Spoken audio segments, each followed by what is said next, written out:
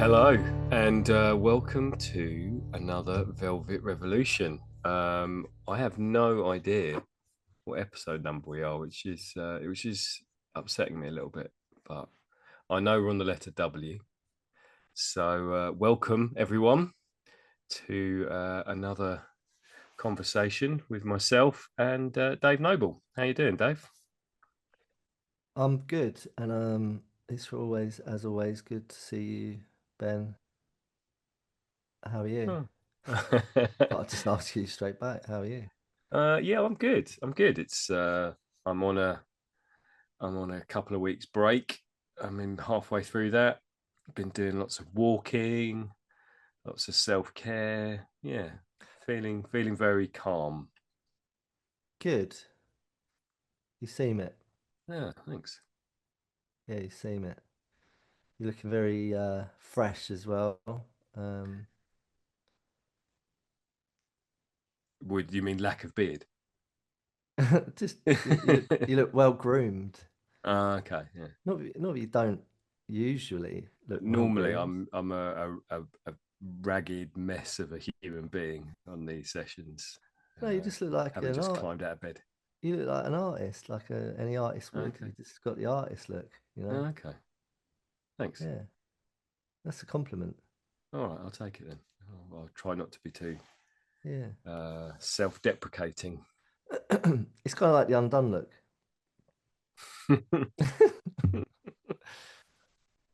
You know, Okay. Okay.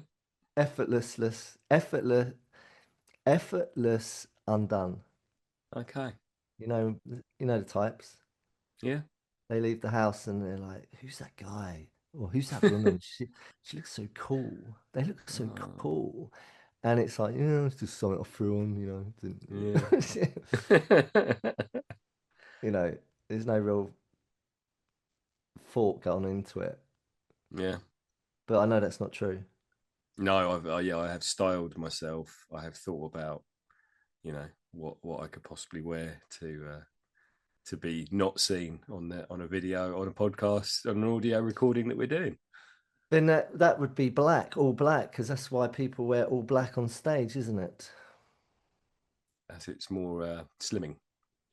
Well, it's just that's the look, isn't it? It's just that black uniform that people wear on stage. It's not just the mime artists or the the people in the props guys in the back. It's like, any you look at a lot of documentation of people on stage, they're all in black. A lot of Yeah. people.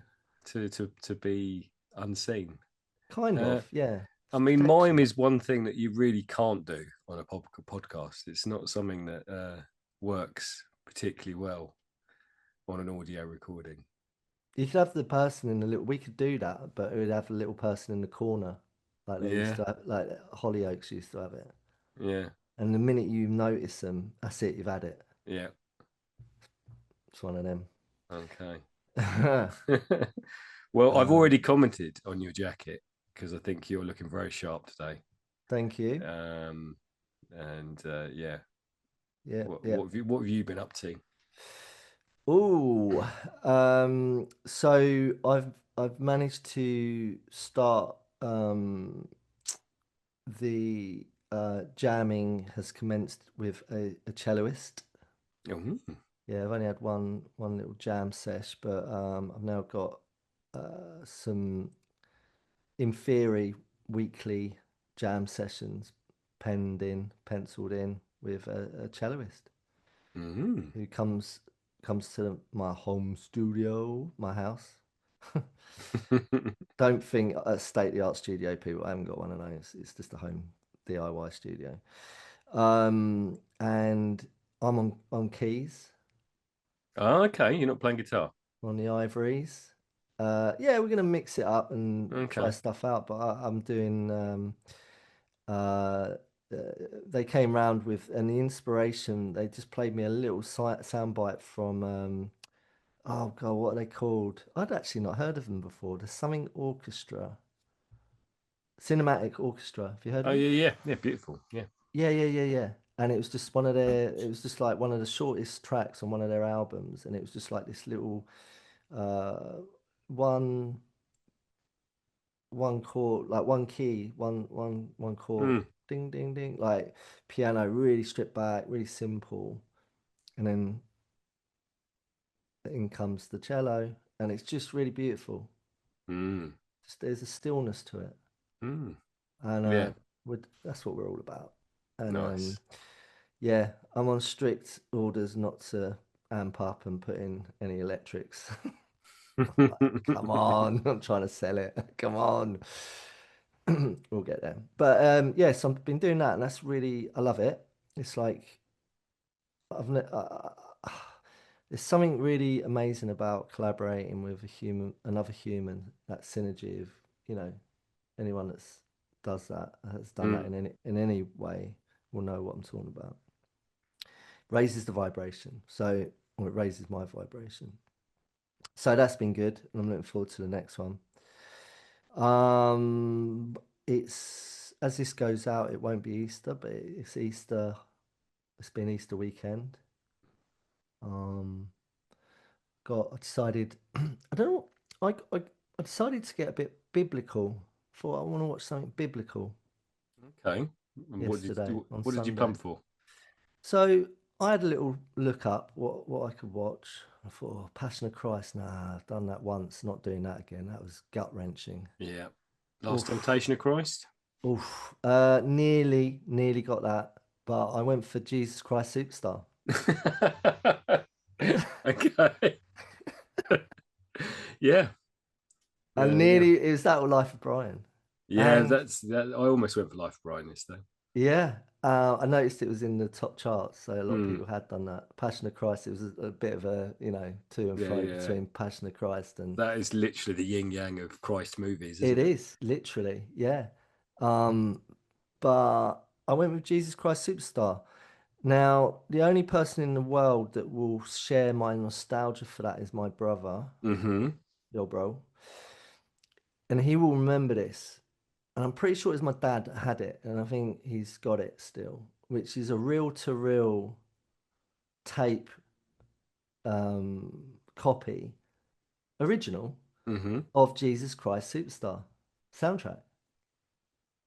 And we grew up listening to that.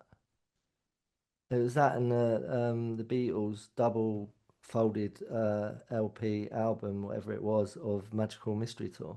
Mm-hmm. I Am the Walrus.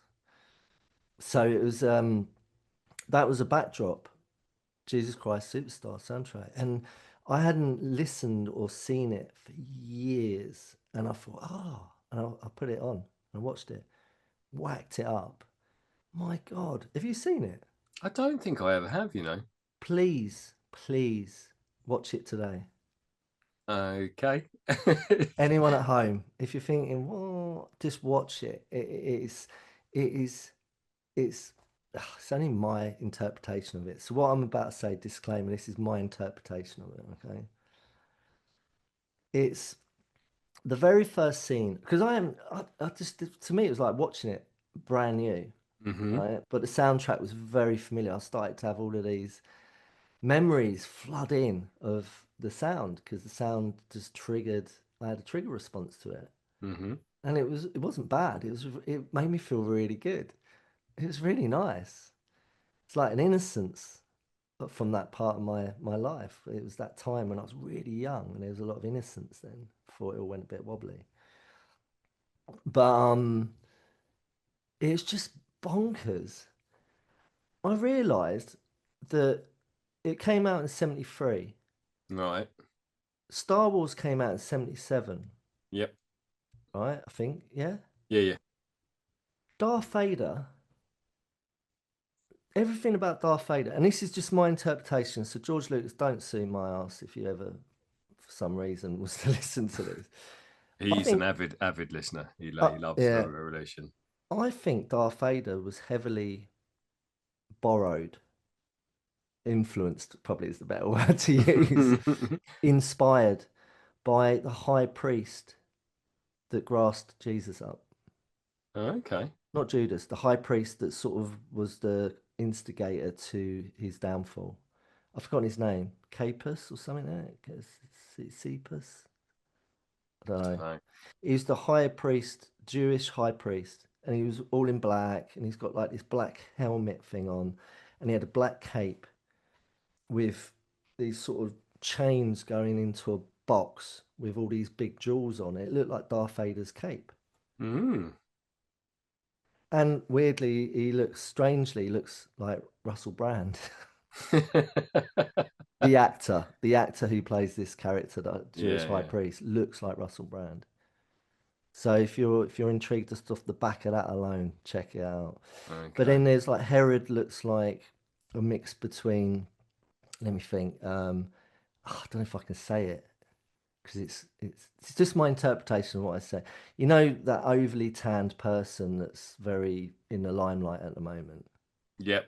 Yeah, a cross between them and Jonah Hill Okay. a few years back. And there's so many mad things in it. It's crazy. I mean, the first scene there's like this magic bus turns up with all this sort of like it's almost like because it's in the 70s and they've it's weird because it was shot on set in Israel, so the setting looks like kind of like what you would expect it to look like. Right. But then this magic bus is cruising across the desert, pulls up, and then all these like hipsters from like look like they're from New York's freaking Lower East Side bounce off, and they look like the extras of Starsky and Hutch or something. And they all jump off the bus, and I didn't know at this point, but they're all the key characters that play, the Jewish high priest, Jesus, Judas, Herod, all of that stuff, the apostles, all of them. They're all on the bus, and then they come off, and then they all sort of play out the story, and then at the end they get back on the bus and Go go back to San off. Francisco. Yeah, it's bonkers, and the soundtrack, the music, it's amazing. It was I didn't know Melvin or Mervin, what's his name? Melvin Bragg Okay. Is he help involved? he helped write it. Really? Tim Rice, Yeah, yeah. Andrew Lloyd Webber, of course. Yeah. It's bonkers. It's a visual, sonically um enlightening experience. Okay. It's beautiful. It's a beautiful thing. Yeah. Judas turns into Evil Knievel at the end with ABBA as his backing band. Yeah. I'm not Am I convinced selling that, it? not really. I'm not convinced that I'm going to watch that today, but Just please watch it at it's, some I point. think it sounds better you describing it than it's actually going to be. That's the thing. I think it's because I got the association to my childhood and Hmm. the nostalgia that it brings is why I'm so amped about it. So Okay. if I've bored anyone, I'm really sorry. I'm sure there's people out there sharing that nostalgia, but Yeah. yeah. Anyway, that was the highlight of my day yesterday. I watched that, and preceding that, I had a very nice walk along the beach in the sunshine, beautiful. Lots of families and people down here enjoying the Easter break and the holidays. Really nice to see. And Mm, yeah, feeling very enriched. nice. Yeah, I had a big walk yesterday. I did did a 16K, I think it was. I'm trying to walk more and get out there, get out in the fresh air. And then I came back and I watched Amadeus. What's that? It's a I mean, classic. I know, I've heard of it. I just can't think what it is. It's a classic film from the was it 90s? And yeah, it's all about Wolfgang Amadeus Mozart. And Okay. it's set. There's a new version of it, which is there's a TV series. But the Okay. whole idea, I I wasn't sure whether it was based on some sort of reality, because Mm-hmm. basically the premise is that it's the jealousy of the court composer Solari Mm-hmm. against Mozart, because Mozart's the genius Mm-hmm. but is an absolute buffoon. um he's got really base humor and this ridiculous laugh, and he's always chasing the girls and just being really like, yeah, really seedy, but in a sort of childish. stupid way, yet he's got this godlike genius. And Mm, Solari's so jealous of him, he basically sets out to destroy him. mm, Um, and it's this, like and it's also this old question of faith and God, and mm, how can someone have such incredible gifts yet be such an idiot? And questioning why God would do that. So there's this whole sort of this whole sort of conversation going on. Like Salieri narrates the whole thing about how he's basically bitter and jealous of Mozart's talents. Is this? Sorry, apologise if I wasn't listening properly. Did you see this at the cinemas at a new film? No, it's an old film. It's from the early 90s. I It's thought it's Milos Forman directed it, who directed. Didn't he do One Flew Over the Cuckoo's Nest? I don't know. I think he did. So yeah, he's a classic director, and Oh, it's an old film, oh. and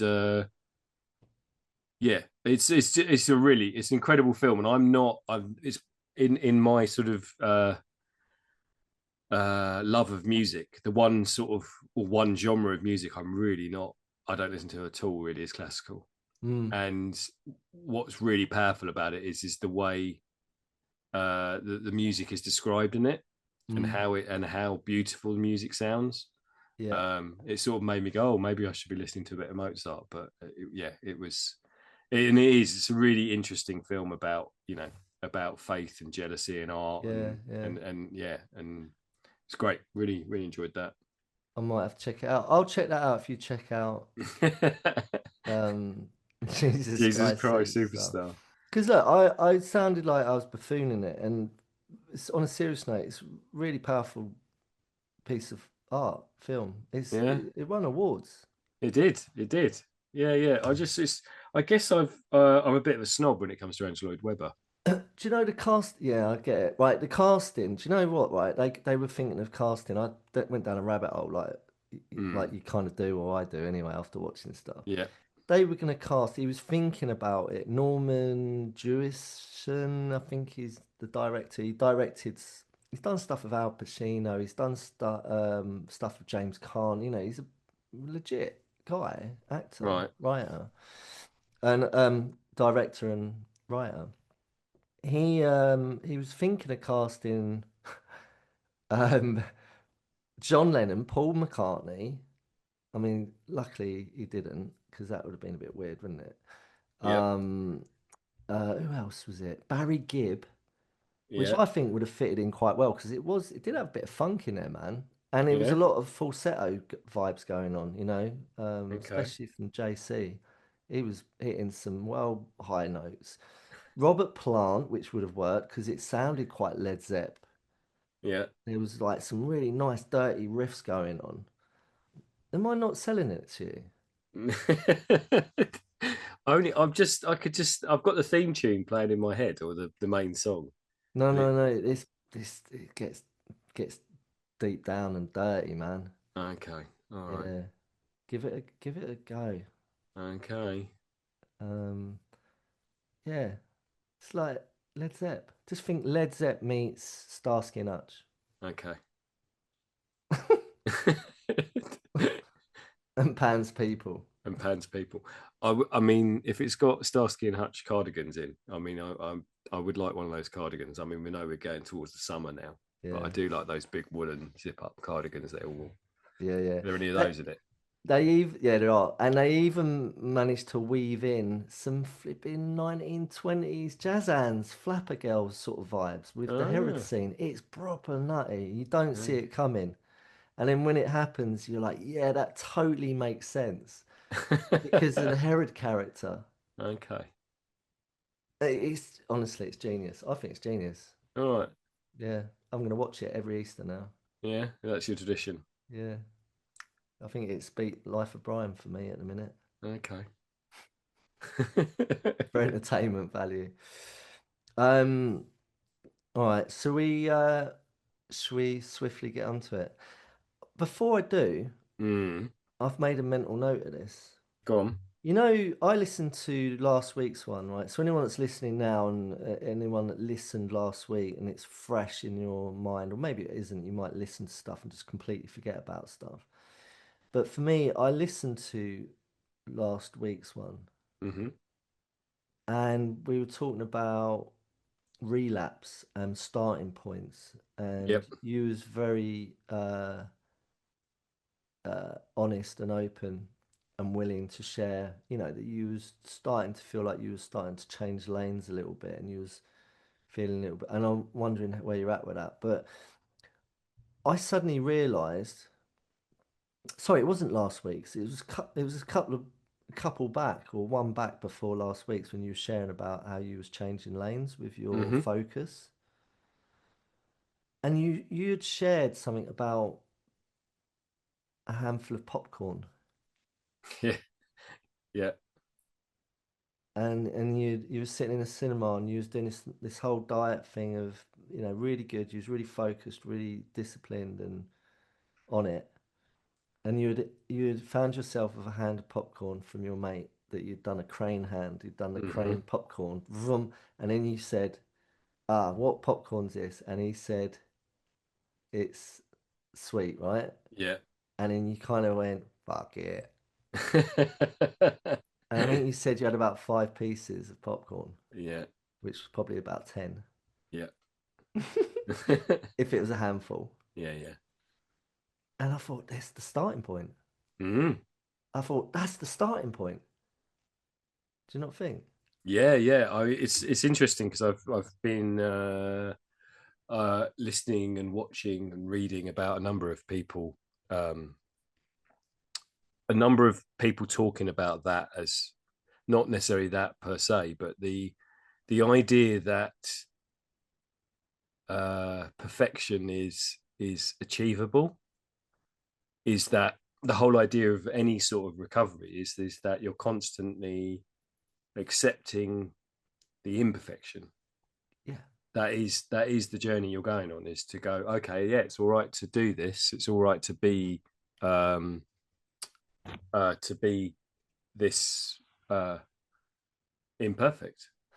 And I Perfectly, yeah, perfectly. That's where yeah, the imperfectly sits appropriately. yeah. Perfectly imperfect. Did I talk about the Persian floor last time? Yes. Yeah, yeah. So that's yeah. So I think that's where I've got to, is that yeah, it's been an interesting, because it's been a month of eating properly again, or trying to work out what I can eat and can't eat, and Mm. what effect that has on me. Um, and I just find it fascinating how uh, that what we, I mean, it's not rocket science, is it? What we put in our bodies is what comes out, kind of thing. It's like what how we choose to sustain ourselves and fuel ourselves is what is then is how what energy we then create. Yep. And yeah, I think it's still early days. Obviously, it's been 4 weeks, um, but I'm just finding it an a journey of highs and lows, I guess, of like, oh Yeah. yeah, that works, this doesn't work, this, and not getting to a point where it's like you said, okay, here's the starter, here's the handful of sweet popcorn. That's it. I'm now going Yeah. back down to eating all the crap again. Yeah. So, but Yeah. and Yeah. not Yeah. beating myself up about that. It's okay. I've eaten Yeah. that, and that's fine. Yeah. So, So, yeah, I'm in my, I've done the math. I'm in my 17th year, just shy of 2 decades, not far off anyway. But mhm, I'm in my 17th year of what I would consider to be um, the redemption act of my life. Yeah, and then preceding that was my formative act. yeah, And there's probably more than one act in there. There's like act one, act two. yeah, I always say Act One is the formative, like the setting the scene. Like any Act One, it's like this is what's going. This is what it is. This is what we're about to. This is the journey we're about to go on. And the first act is setting the scene. You know, it's creating all of it's teeing it up for what's going to follow. And Mm-hmm. for me, that act was, you know, all of the stuff that um, conditioned me to get to Act Two. Mm-hmm. And Act Two, at the age of 34, was I need to go on a different journey. I've done Act One, now I need to do Act Two. And Act Two at 34 was my journey of recovery, Yep. self discovery, proper self discovery. I thought I was doing self discovery in Act One because that's what we all do. We're searching, we're looking for who are, you know, what the meaning of life, you know, Mm. as a young person, teens, early adulthood, you know, your 20s, you're trying to figure shit out. Self discovery. But I didn't discover, well, I discovered a lot of stuff, but I didn't really get close to my, you know, who am I, my authentic self. Discovered a lot of sweet popcorn. Yes, I discovered a lot of stuff. And it was not all bad, and it was some really great stuff, and it was exciting, and it was mental, and it was traumatic, and it was terrifying. It was a lot of things. And I get Right. into Act Two, 34, I'm like, okay, let's go on a quest of redemption. Let's redeem myself. Let's turn this around, man. So I'm in my 17th year of that this year. So I'm at a place in that 17th year of doing that journey where I feel like I've moved from Act Two with the recovery part into more of like just living it. Mm-hmm. I've integrated it over them years, you know, them 17 years. I've practiced what I've been preaching on here a lot, you know, which is just keep tweaking stuff, man. Keep refining it, you know, stay on track, stay in the lane. It might change and you might go on different detours, but stay in the lane, man. And persistence, persistence, persistence, consistency, consistency, consistency, dedication, dedication, dedication. And just keep going a day at a time, moment to moment. And then the weeks, the days turn into weeks, the weeks turn into months, the months turn into years, the years turn into decades. And then you become pretty fucking badass at it. Yep. Not perfect, perfectly imperfect. Mm-hmm. So anyone that's wherever you're positioned on that journey, keep going. It's not a competition, it's not a race. Just keep going.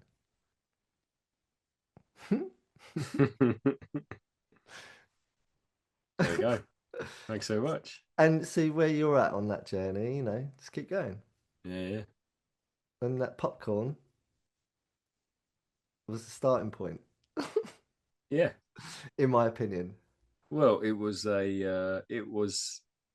don't want to say lesson, but it was instructional. Yeah, that's it, exactly it. You're like, oh, okay, got this is great. I've got some extra coordinates. I now know that, you know, if I have one handful of popcorn, this is probably what's going to happen. It's going to open up the back door. The gremlin's going to come in, start having a chat, going, "Oh, hello. Oh, he's with us again, boys. He wants to play. He's having some sweet popcorn. Yeah." And then before you know it, you know. Yeah. And you could replace that popcorn with a little cheeky text to an ex-lover. Mm-hmm. You could replace it with, oh, I don't want to go there. I could go into one about this, but there's so many things you could replace that with, you know. Yep. Or just have one. Fuck it, be all right. Yeah. Be all right. It's okay, man. So you are a badass. Thanks.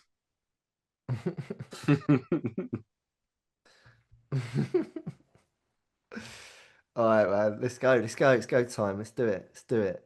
Okay, right. I don't know what number we're on, but we are on the letter W W for Wazuk.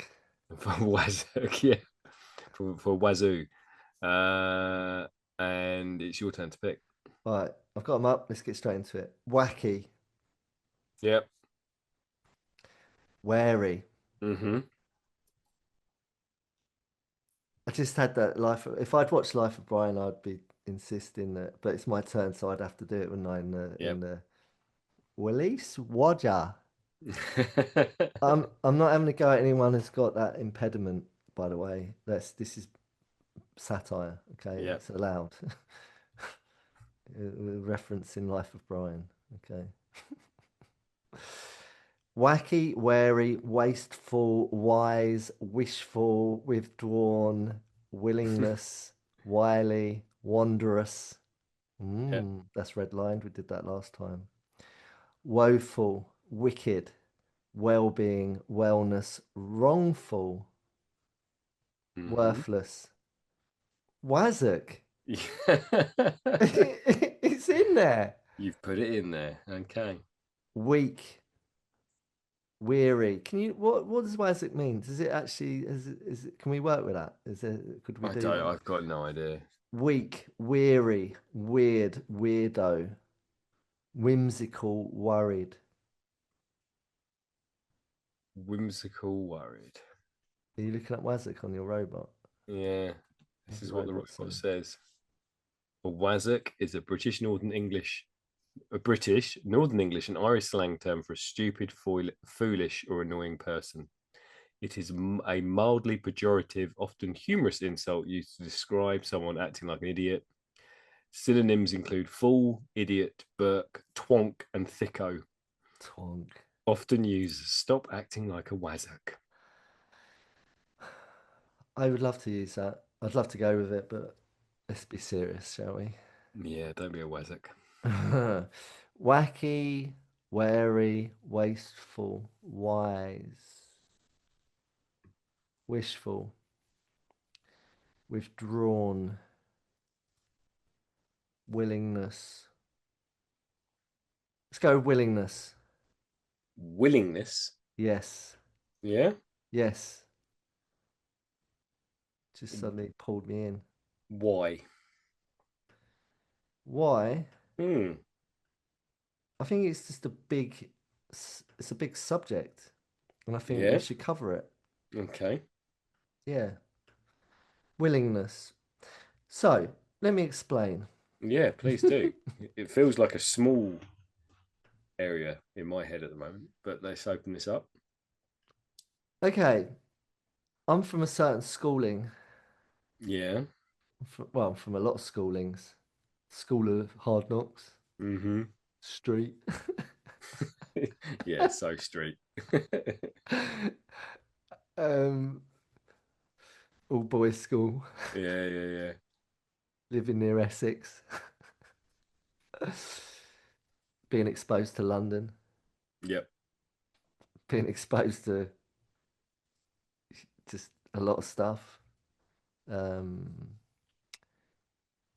but my schooling that I received that really started to I just went into it actually, you know, the act two bit of like when I started to look to want to change things Mm-hmm. and improve my situation and start to live properly, you know, stop just surviving and getting by. I wanted to actually live and actually, you know what that feels like. I reschooled myself. And one of the things that I was taught by various different people within that schooling, and for me, that was um, connecting to a community of people in the world of recovery. Um, and there's many sort of pockets of communities of recovery. You know, people that have had various ailments or conditions. That, you know, doesn't matter what it is. There's a lot of recovery support groups out there. So look it up if you're not sure. Do your research. Whatever you feel you are or aren't, or you identify as or don't, there will be somewhere for you out there. There's a lot of stuff out there. Anyway, so I don't know if that sounds cryptic, but I want to keep it pretty nondescript. And I Hmm. connected to some of these support systems that are out there, these communities. And one of the things, there's three things that I kept being taught. I mean, the most important thing is I need to be teachable. Hmm. I need to become the student. I know fuck all. And I've shared this on here before. My Tai Chi, the guy that taught me Tai Chi, the basics, um, he gave me three instructions. One was forget everything you know. The other one was follow instruction. And the other one was have fun. Right. And that was like in my act two, that was quite far down the line. You know, I was already very much in a place of openness. Hmm. But the willingness is part of that. Without the willingness, it ain't happening. So openness, I need to be teachable. I need to be open. I need to open my mind to new ideas and concepts because I know fuck all because this place that I've got to in my life, my best thinking's got me here. Yep.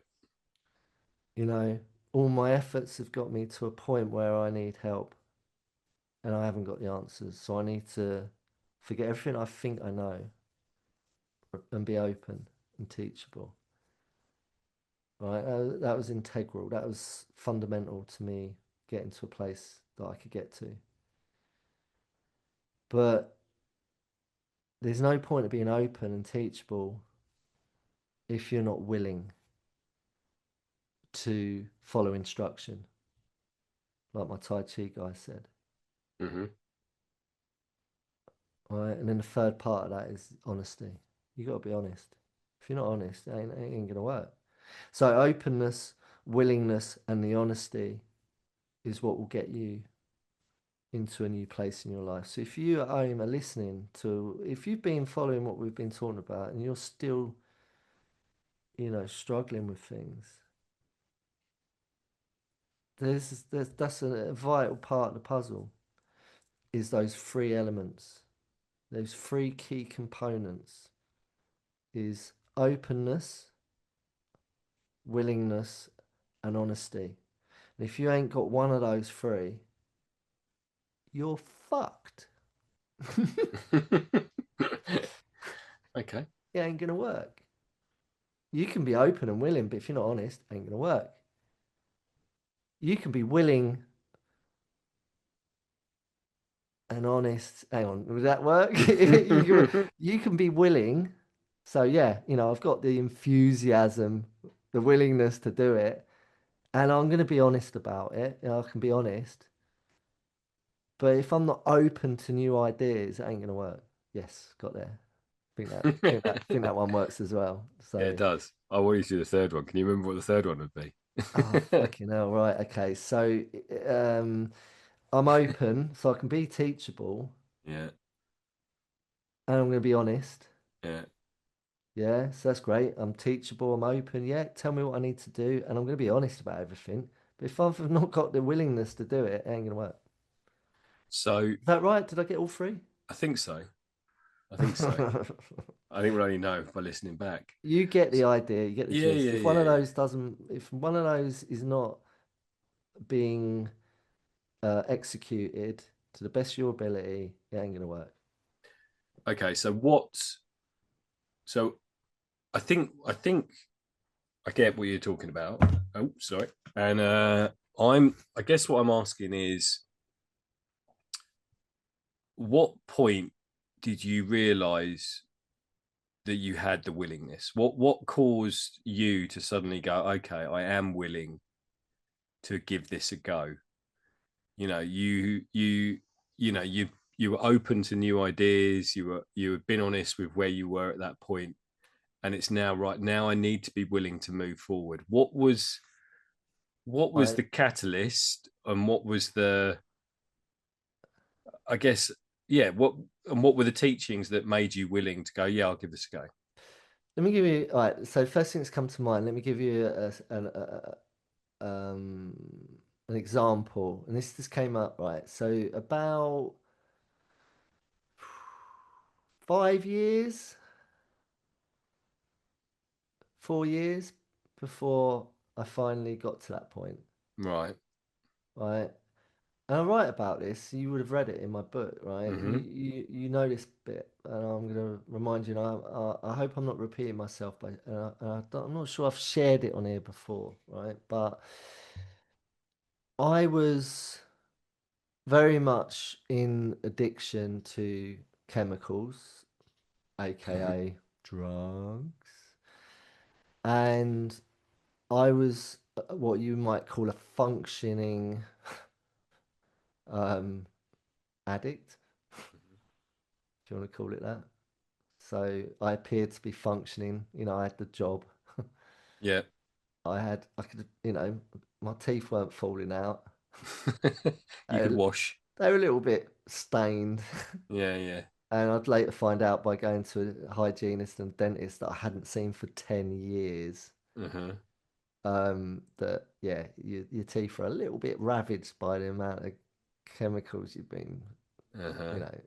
So, but I appeared to be all right, you know. Yeah, I was, my hygiene, personal hygiene was okay. I was working, well, I had no money to show for it, and total mismanagement of my finances and all of that stuff. But I was functioning, I appeared to be all right. And if you asked me if everything was cool, I'd be like, yeah, everything's cool. But internally, I was damaged, Mm-hmm. mentally, emotionally, spiritually damaged.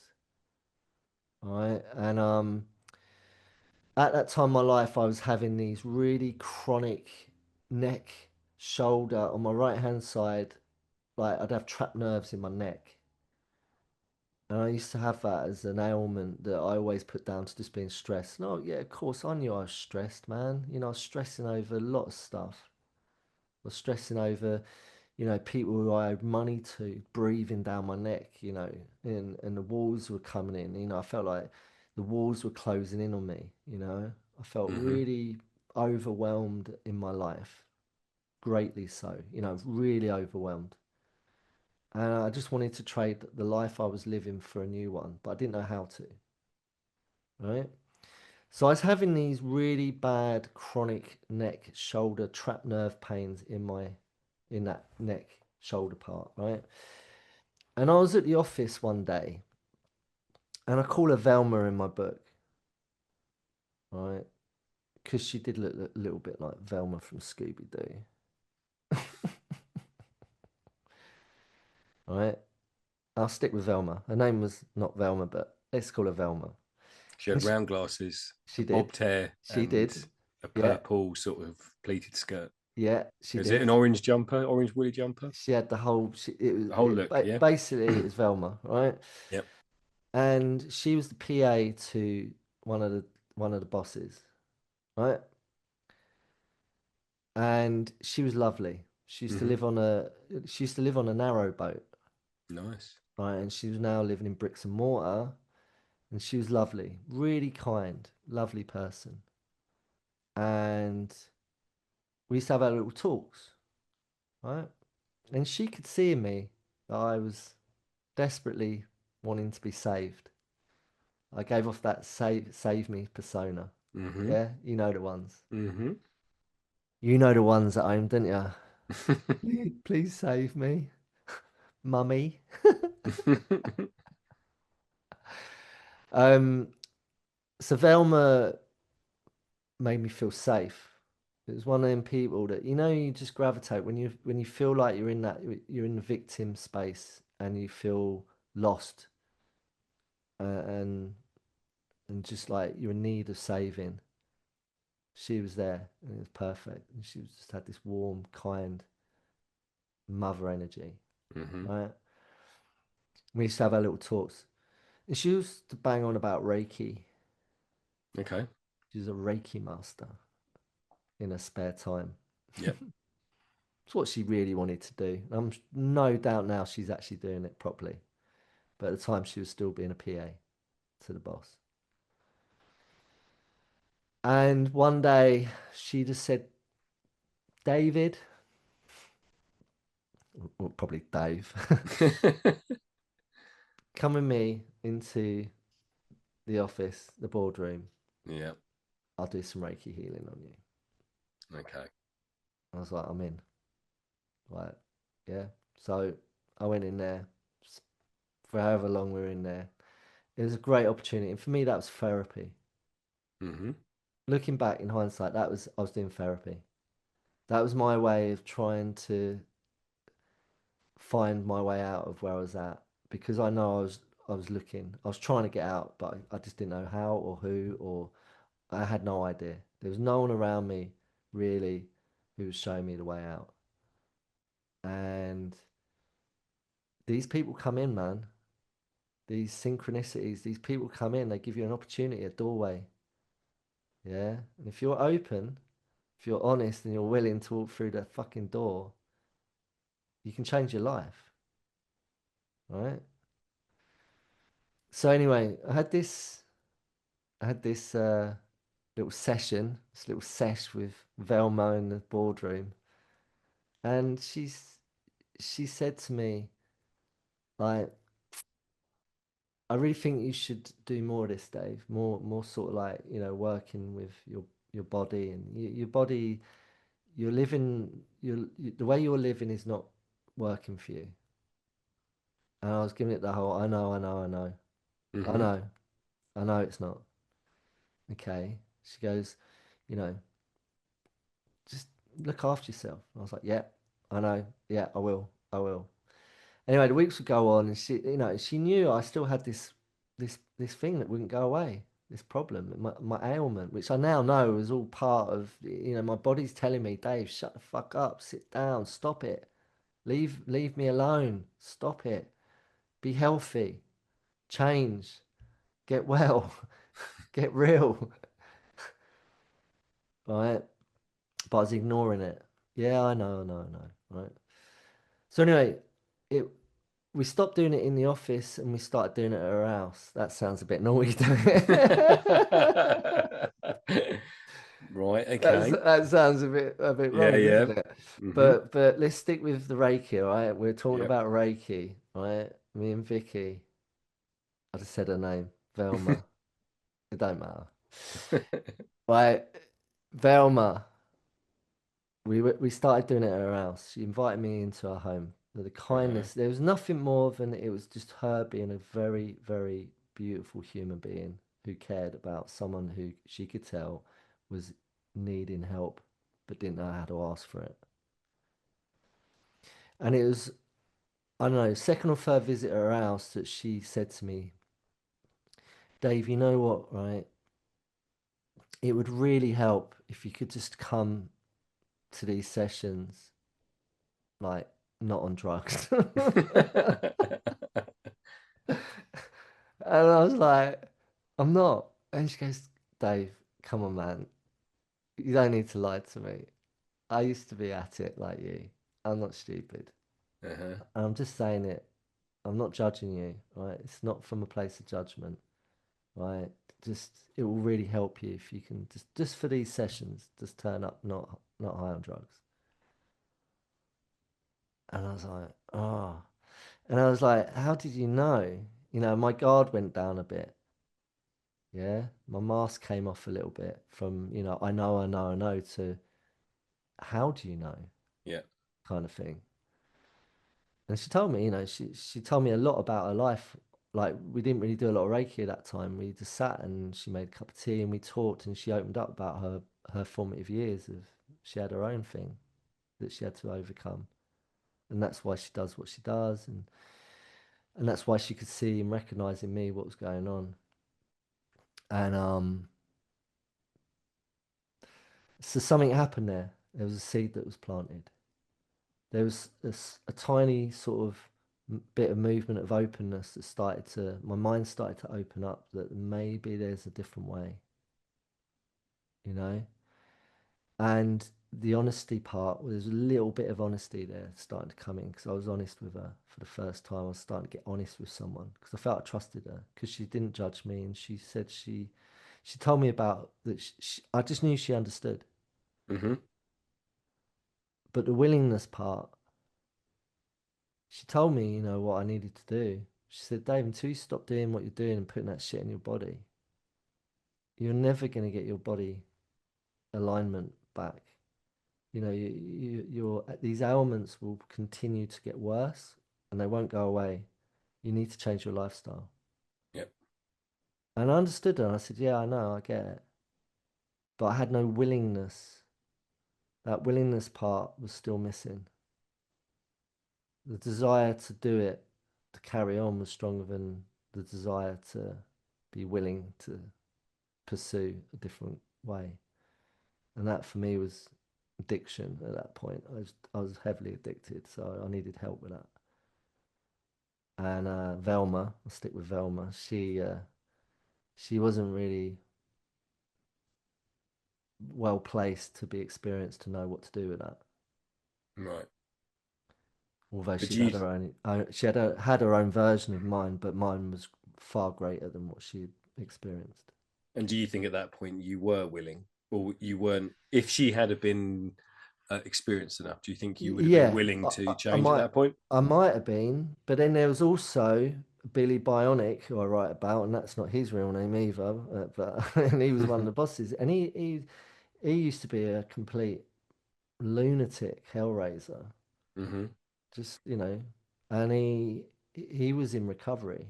He'd been clean and sober off of drugs and alcohol for a handful of years. And I used to go into his office, like usually on a Monday, and moan how shit my life is. And he recognized that I didn't have the willingness part as well. You know, he knew that I wasn't ready. He goes, "You're not done yet. I can tell." But I kind of always had a little resentment towards him because it was like, yeah, but you could at least try to freaking convert me, mate. You're doing the opposite. You're saying I'm not ready. I am ready. I want it. I just don't know how. Do you And think it's that was him trying that? Do you think like putting maybe, that challenge out there to say you're yeah, not ready yeah, is him going, right? You need to yeah, work out the answer, no? yeah, yeah, in a way. But anyway, look, so to fully answer your question, that was just what first came up. Hmm. And that was about 4 years. I think around about 4 years before I actually found the willingness. So think where I was at then. I've just described where I was at there 4 years before I found. So it was around about my 30th birthday or thereabouts. So it took another 3 or 4 years to get to a point where I had the willingness. Yeah. And for me, that willingness only came from sheer desperation. Hmm. I needed 3 or 4 more years of absolute hell, misery.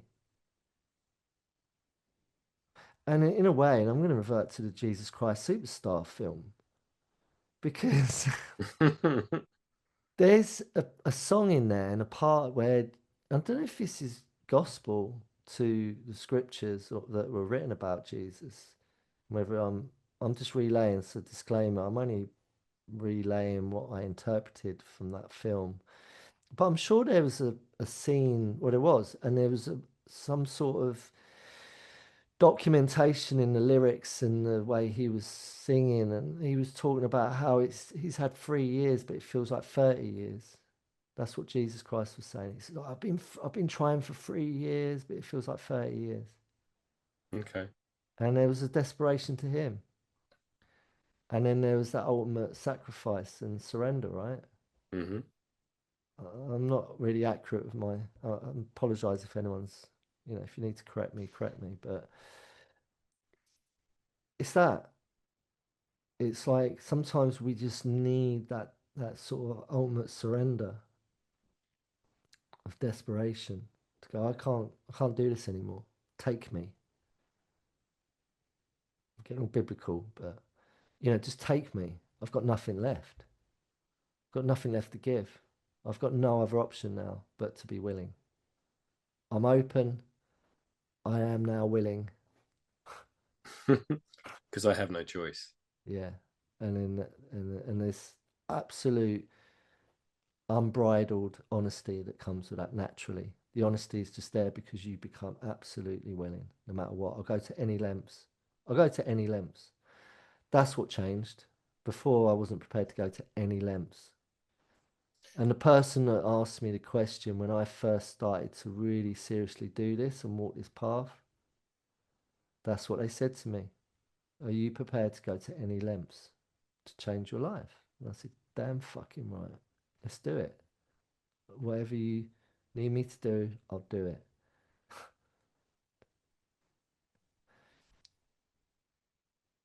Luckily, he was legit. Because that's where some fucking questionable shit plays out.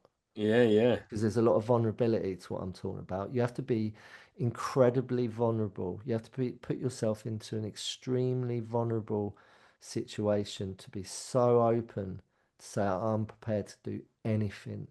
I'll go to any lengths to get well, yeah, to get my life back on track. Any lengths. Now you need to be with the right people in the right place at the right time. You need to be absolutely sure that these people are legit. Because if you're not, if you're, this is what cults are all about. And true crime fucking documentaries. I'm always bang on about that. but Anyway, you, look, I but feel like, you were at a point though, weren't you, where if you, like you said, complete vulnerability because you had no choice, you had no other option but to do what you did, which is to recover. mm, And there's something about that. It's there's something about that for me where it's like we talk about willingness, and willingness to me feels like a choice. It feels like I'm going to make a positive choice here. But actually, a lot of that willingness comes from the fact there is no choice. And it's if I don't do this now, then the other option is, it's that moment where things are so bad, and you get to a point where it's like I'm gonna start praying. Yeah, I'm gonna be like, if you let me at this moment in time get away with whatever I'm whatever mess I'm in at this precise moment, then I promise I'll be better.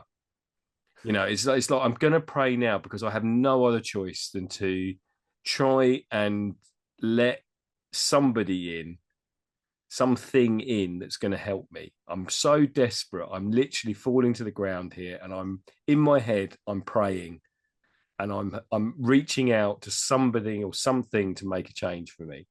And I will do everything better this time around because if you can grant me this wish, this prayer, and please, Lord Jesus, yeah, I'll do anything. and Anything. Yeah.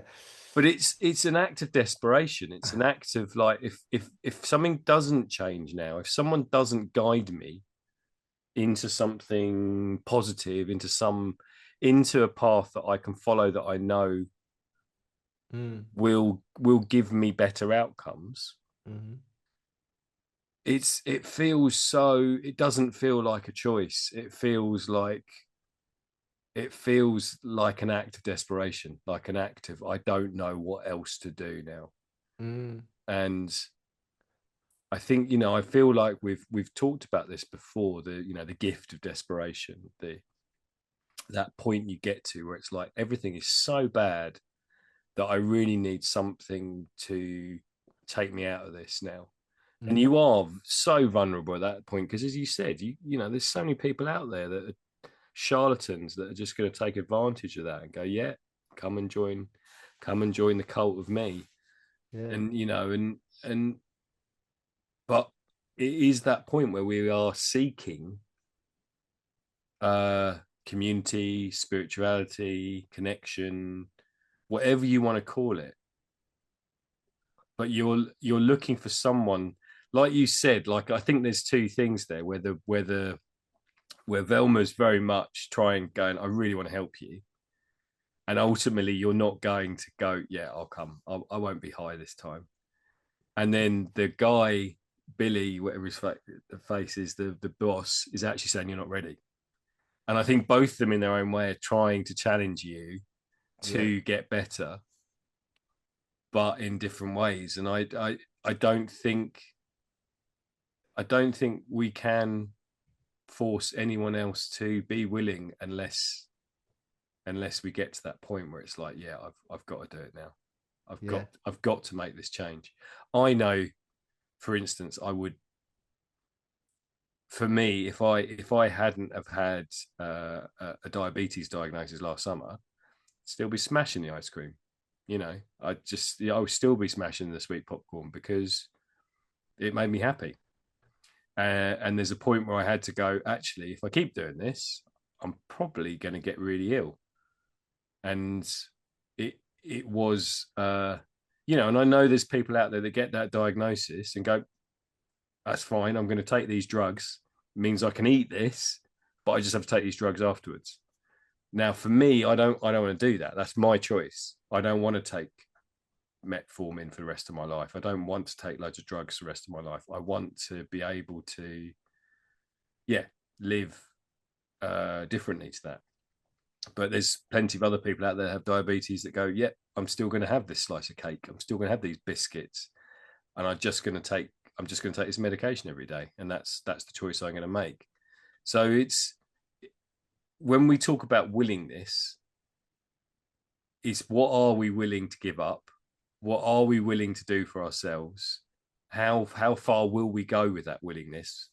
How far do we have to be pushed to become willing?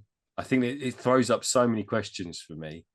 And like you said, you're 17 years into Act Three, becoming uh, someone who is very willing, or who is very open to making those changes and having that lifestyle. And so, as you said, it's become what you are now, as opposed to something you're chasing. mm, And I think it is that willingness to understand, yeah, how you want to live, uh how we want to be, how honest we're going to be with ourselves as to what choices we're going to make. uh, yeah. yeah, I think it's yeah, it's raising a lot of questions for me, this word, because I do think willingness in its very very I don't know, we haven't looked up in the big book for a while. Let me do It's it. it sounds to me like something that is a choice. And I feel like what we're talking about at times isn't a choice. It becomes something that we have to do. And Yeah, that, does that make sense? totally. And my circumstances, not everyone will share them. Yeah. They're unique to me, but they're not unique, full stop. Um, and when you bring into the mix greater forces that are at play, you know, the trauma. Mm-hmm. I'm not just going to use the word addiction because addiction is a byproduct of something far greater, trauma, Yep. right? And that's a big force. That's a huge force. That's a massive pull that's going to, you know, with every best intention that I may have. Yeah, yeah, I know. Yeah, yeah, I'll change. Yeah, yeah, this time it'll be different. Yeah, with all my convictions that I ever tried to implement, there's something far greater at play that's going to pull me back away from that direction that could be really positive for my life and have a better outcome. I'm going to get pulled back in, you know? That's the power of So what made you willing to go in a different direction?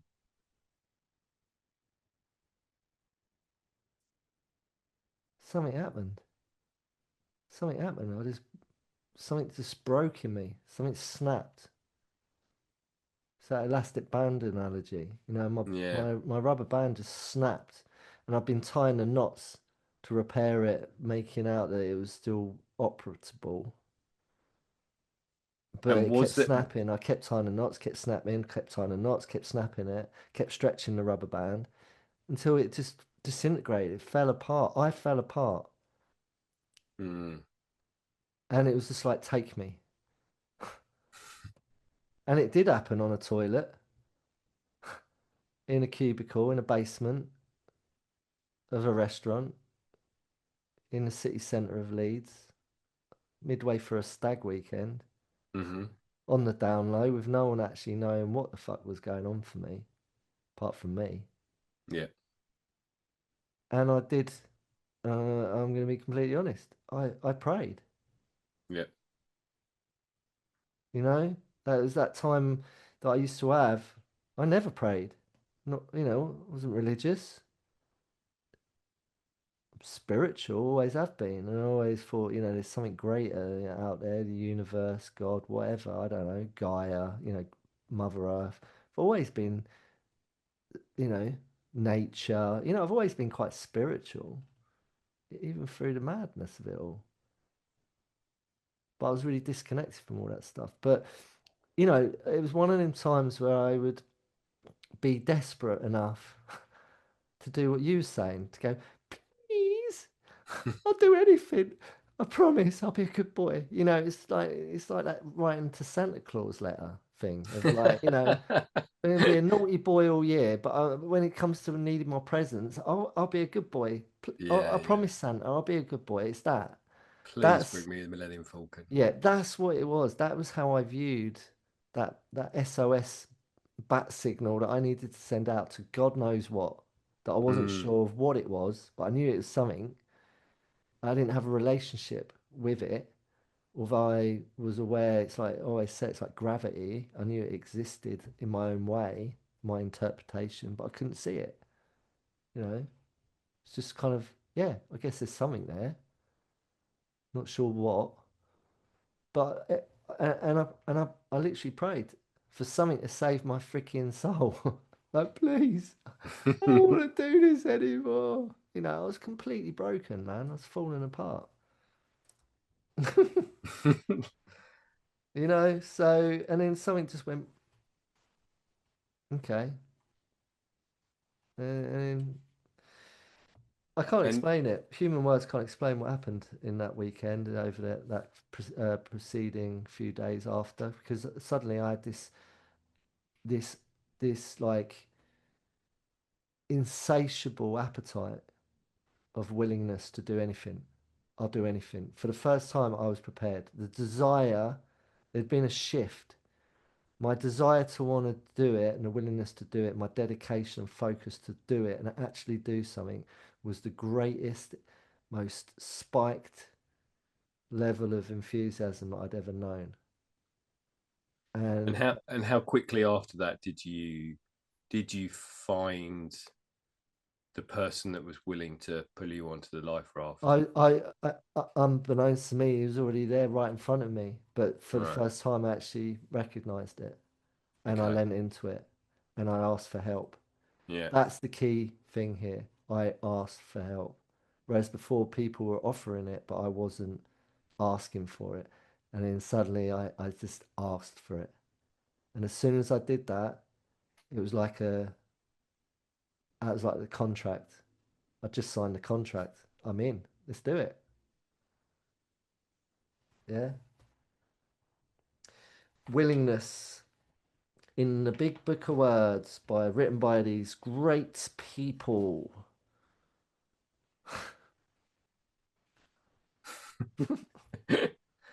Um,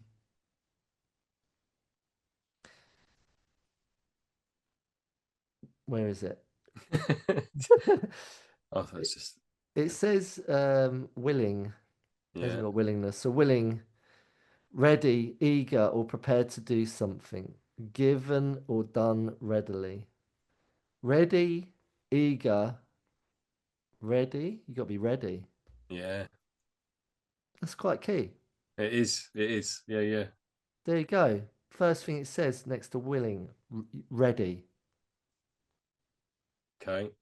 Eager sounds a bit flimsy, doesn't it? Eager beaver. Oh, I'm really eager to go on that trip. Or prepared to do something.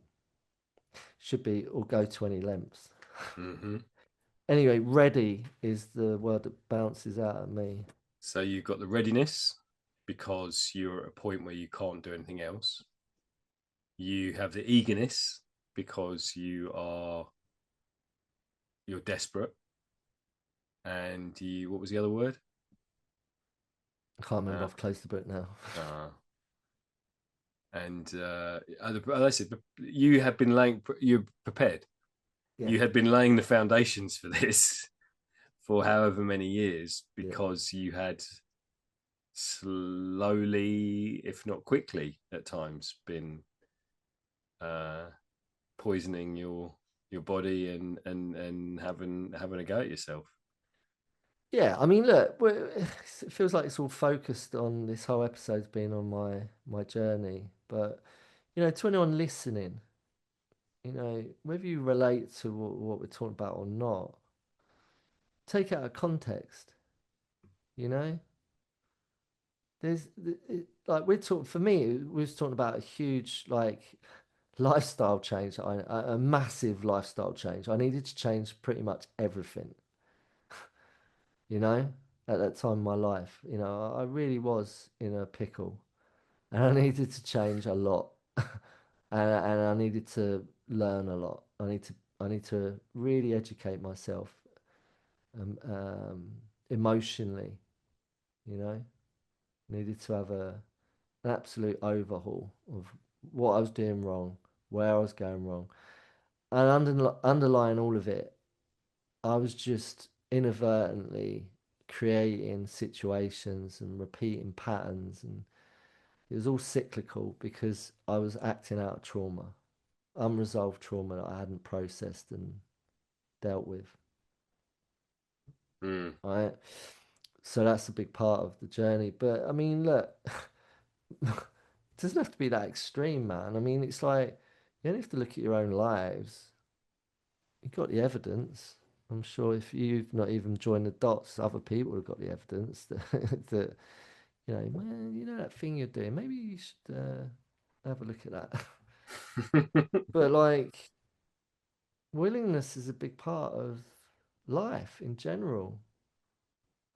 If you're not willing to get out of bed in the morning, then you're going to probably be someone that's very depressed, heavily depressed, a manic depressant.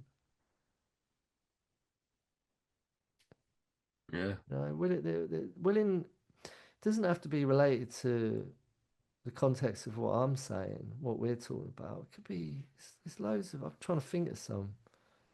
Well, I mean, what's in my head is my unwillingness to change. Your unwillingness. Yeah, Right, let's focus on you, Mr. Rice. because you just said about it feels like we're just talking about your journey. No, but I don't mind. It's not like I But don't. I'm just going from the point of, you talk about being 17 years into this journey of Act Three, and I would say in my timings, I'm probably about 15 years behind you. I'm probably about 2 years into a journey of self-discovery and recovery. And my unwillingness to look at my behaviors and the way that I was acting out meant that I was and have been causing myself harm for a long period of time. And it's only through it's only through having like a major breakdown, Mm, only through having a moment where I I couldn't get out of bed, and if I did get out of bed, I fell on the floor. Like you said, it's like and it was that point where I realized, oh, I'm not actually coping, that I'm not actually winning at life. All these narratives, these stories that I've been telling myself, and it was a point where I was diagnosed with depression. And it was it was eye-opening, and there was a massive shift in me to go, I don't want to succumb to this. I don't want this to define me. I don't want this to be how I live going forward. And from that moment on, there's been a willingness to change and look at all the different parts of my life that needed addressing. And even then, I mean, I can go to the point of last summer and having a diagnosis of my health, where again I'd been ignoring things where I thought, oh yeah, I, I'd convinced myself I'm okay. And it's only when I get to a point where, and it does seem to be medical for me, it does seem to be like a person sitting behind a desk with a stethoscope around them that says, yeah, you've got depression, you've got diabetes, you've got this condition. It's then that I go, oh, I actually need to do something about this, as opposed to just ignoring it and pretending it's all going to go away. Mm. And it was that made me willing to go, right, okay, I need to change. And And I would had, you? oh, sorry, go Sorry, on. no, no, keep going. Well, I mean, again, I can point to the fact that before that, there were people in my life that were trying to help, that were trying to make me see things differently. And, I can talk about recovery in the sense of, there was a set of questions, and someone was asking me to answer these questions. I was like, no, I'm not doing that. That's not me. I don't need to answer these questions. And I'm going to be as cryptic about it as that, because I don't want to Yeah, divulge everything. But yeah, yeah, yeah, yeah, yeah, but when I actually got to the point where I answered the questions, and I think I answered, I think there was 40 questions, say, and I answered 38 positively. It was like, okay, I might actually have a problem here. there we go. Yeah, It's like it was like, that sort of epiphany moment. yeah, And I think, like you, I wasn't sure what to do. I wasn't sure what help looked like, or what it was, yeah. what it actually involved. And I think the other thing I meant to say this earlier, when you were talking about that, the journey of 17 years, and even when we did the intro, and I was talking about the fact that this past month has been a interesting time for me, because it's been, Mhm. 4 weeks of like, oh, if I eat this happens, and if I eat this happens. Yeah, uh and that is learning, because if I learn that something, if I do something and this is what happens, and then I keep doing it, yeah, then and it's a bad thing, then it's like, that's really stupid. Why do I keep on doing that to myself? exactly. And it's it's only it's only when I realized that I'm in the same way. Before I had any diagnosis, I was looking for the quick fix. I was looking for someone that would go, right, there you go, you can now run a marathon, or there you go, you've lost 2 stone, or there you go, you don't need to worry about this anymore, it's all fixed.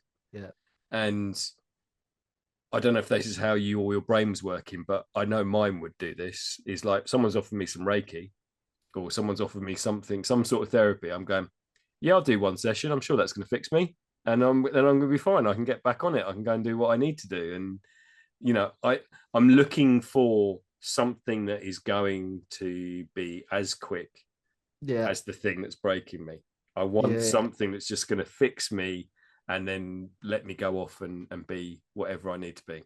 It's instant gratification. Yeah, yeah, yeah, yeah. So even in your recovery process, this is what we seek: instant gratification. You seek it, I seek it, we all seek it. And if you don't seek that, then you're an enigma. Mm.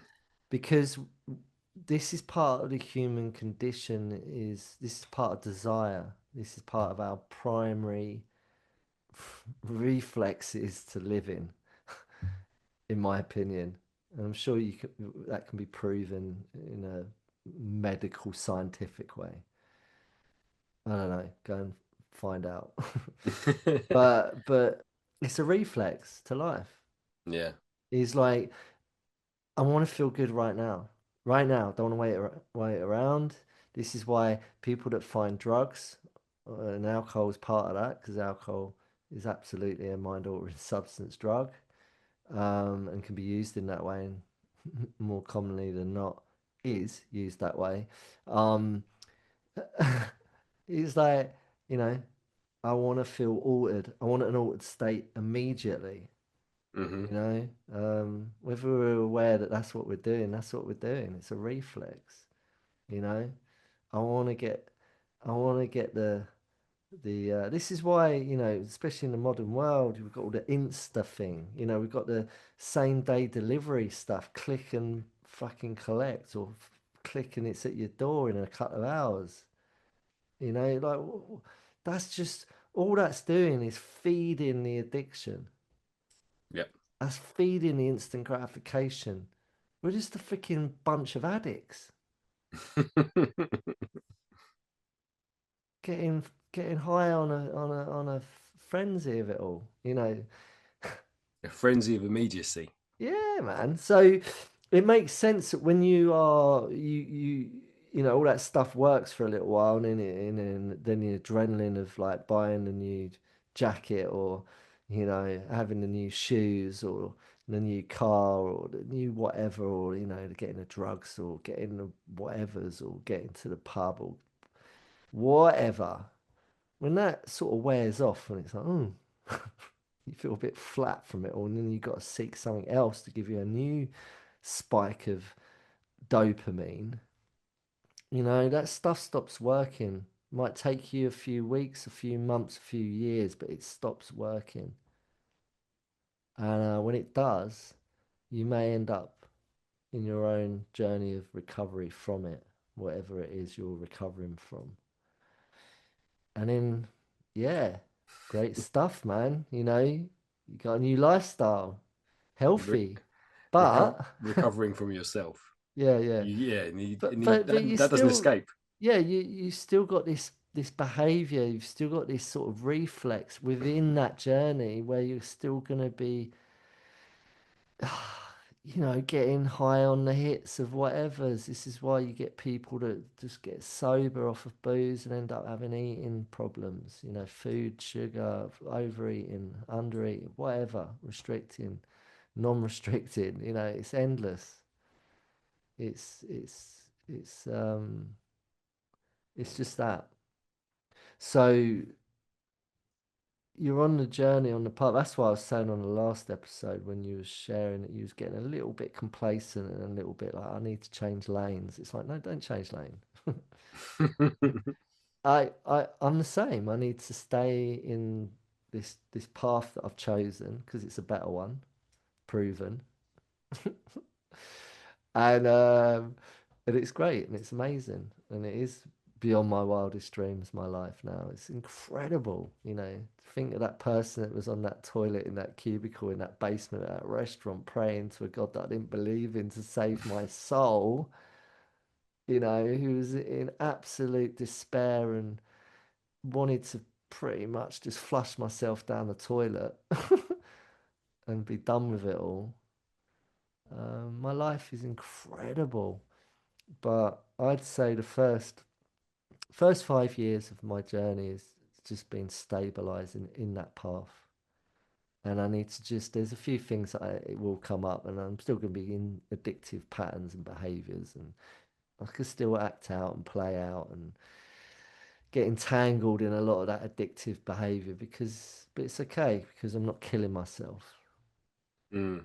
Um, but in your case, with a bit of diabetes as part of that journey and that exploration in your recovery, you've got to be a little bit cautious of that. Mm.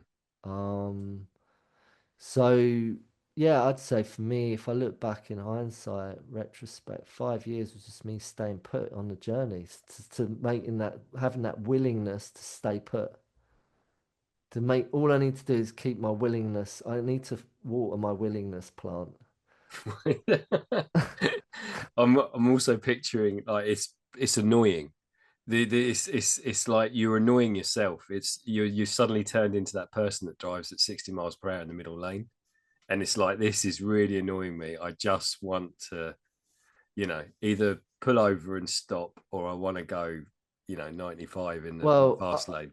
yeah, so I used to be in the fast lane. I got, and again, I write about this in my book. This is part of my story. I used to, I got, I was in the fast lane of life, Mm-hmm. right? That was my attitude, and I loved it. I chased it. I'm a thrill seeker. I'm an adrenaline junkie, dopamine fiend. Yeah, dope fiend, literally. And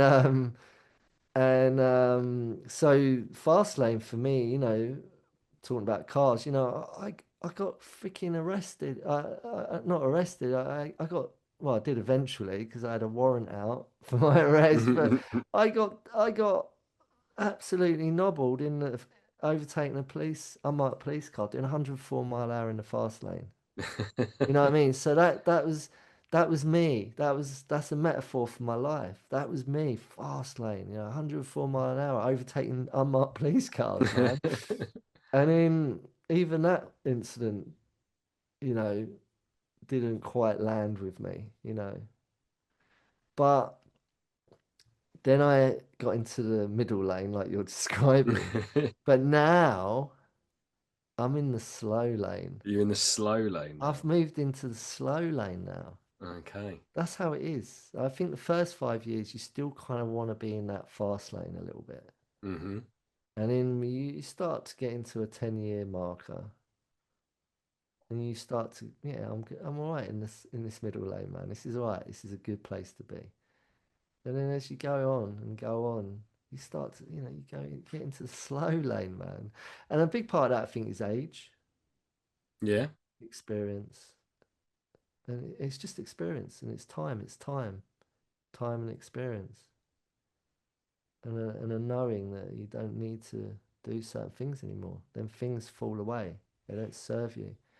So it's all relevant. So anyone listening, if you've not started this journey yet, don't be put off. But there is work involved. Yeah. There's work involved. What's the point in hiding that fact and withdrawing that information? There's fucking work to do, man. But if your life is really shit, You can't just go home with Vilma for one night and wave some hands around and suddenly you're fixed with some no. energy reiki. No, man. It's not like you get these people, and I know you've done it. I've done it in my own way. You go to these, it could be a freaking Vipassana, you, you go there for like 10-day retreat once a year or Mm-hmm. once a lifetime. And you go, right, I'm going to go there and I'm going to fix everything. Come away and my life will be different forever. When I first got into recovery, my journey, I said to Tony, the DJ, who took me to a support group meeting, the first night, it was a Thursday night in Stoke Newington in North London. It's just as if it was yesterday. Fond, fond memories, because that was the day I really showed up for myself. You were fully willing. Yeah, I saved myself, man. Mm-hmm. Wasn't Velma, wasn't anyone else. It was me. I saved myself. I Mm-hmm. turned up. I was willing to show up for myself and not abandon myself anymore. But that night, that evening, we parked up, and I remember it so clearly. We got out of the car, and just we're closing the doors, and I was nervous, and we're walking across the car park towards the doorway to walk into this new world that I was yet to know. It's a very crucial part of my early journey. It served me well. It's that schooling that I was talking about, the education. I turned to Tony and I said, you know what? I'm going to do this for about a month. Sort my shizzle out, and then I'll be good. Yeah, yeah, yeah. That's what I said to him. Hmm. I'll do it for a month. Do this for a month. It was almost like me reassuring myself, like, it's that entrapment of commitment, fear of commitment. And I was like, yeah, I was like reassuring myself by saying it out loud to Tony, I'm just going to do a month. I'll sort my shit out and then I'll be good. I'm just gonna have the one handful of popcorn, and everything will be okay. Yes. So, reality check. Yeah, man. Willingness, willingness. So, as always, do you think we've broadened the context of what willingness Yeah, yeah. I is? wasn't. I wasn't. I don't know. I was quite closed when you said it originally. I was like, I know you were. I don't know where I'm going to go with this, but it's been quite an interesting conversation. I know how it is for me. That's why I chose it, and that's why it's a big one, and I knew it was, and I feel like you know, um, what I've brought to this episode. Um, I knew I've got that in my story. The Mm, the before and after versions of what willingness means to me. Um, so do you think for yourself, Mr. Rice? Do you How is it for you? yeah, I think what comes up for me is how willing. Is it a willingness that is modern life, quick fix. I want the 5 minute therapy, please. That's going to make everything better. Or is it a willingness to go? Actually, this is going to take the rest of time. It's going to take the rest of my life, isn't it? And I think the word that comes up for me is acceptance. It's accepting that this doesn't change. My desire to eat sweet popcorn isn't going to change. It's accepting that's always going to be there, but what do I do about it? How willing am I to actually change and be a different version of myself? And what I have discovered in the past couple of years is I can be incredibly disciplined, and I am very willing to uh, not be a certain way, but I'm also very capable of being I can't think of the word, but putting myself down, of trying to reach that sort of perfectionism, of trying to get to a point where everything is perfect and everything's going to be better. And I think that's what the willingness is for me. Having had this conversation today, it's a willingness to accept this is who I am, and this is what I'm doing, and there'll be good days and there'll be bad days, and it's a willingness to understand that and go, yeah, that's life. It's okay. You know, if everything was good, then you wouldn't understand. You wouldn't. It wouldn't make sense. It wouldn't be good. It would just be that's what life is. Yeah, And I yeah, yeah, think it's not. It goes a little bit back to that analogy of 60 miles an hour in the middle lane. It's accepting that's steadiness, that's consistency, yeah, and you don't need those extremes of mm, stopping and going 100 miles an hour. yeah. It's the And middle and way.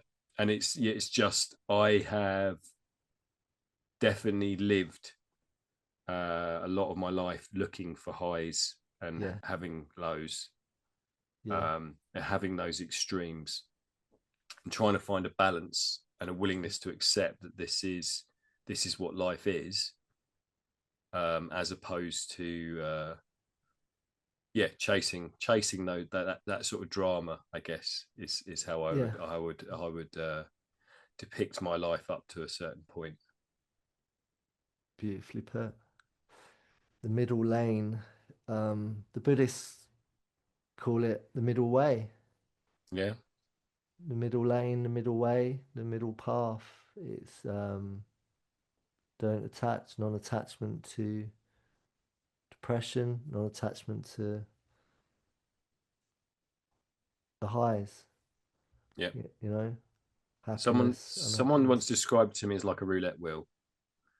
Is, like the roulette wheels, the ball's spinning round, and you've got to make a choice as to whether you're going to go red or black, Mm, and it's definitive. You either win or you lose, and actually there is a third way. And in my head, I made it visual, so it's like, well, it's dark pink, isn't it? So the third way is going, actually, I'm not gonna be definitive about this. I'm not gonna say it's win or lose, or it's red or black. It's, you know, like you said, the middle lane, the middle way, the third eye. It's like there is a third way. There is a okay. Well, I'm just gonna mm, see what happens. I don't have to make a yeah, choice. I don't have to be so yeah. polarized about life. And it's we need to bring in judgment, non-judgment, because that's key to this. Because if you're playing the roulette wheel and you bring in non-judgment, because if you're judging your play on the Yeah, roulette wheel to if I get black, I'm going to win. If I get red, I'm going to lose. Then you've only got one. There's an advantage and a disadvantage to your play. yeah, But if you remove the judgment part, so you go, it doesn't matter. There's no win or lose. I'm gonna, it's almost like placing a bet on both. So it's a win-win. It doesn't hmm, matter what I land on. I'm not going to judge that. There's no outcome to it. It is yeah, what it is, and that's the right viewpoint. That's right viewpoint, right attitude to have in life, is the non-judgment of our experience. yeah, So I'm not feeling great today. It's okay. Don't don't judge it. Doesn't matter.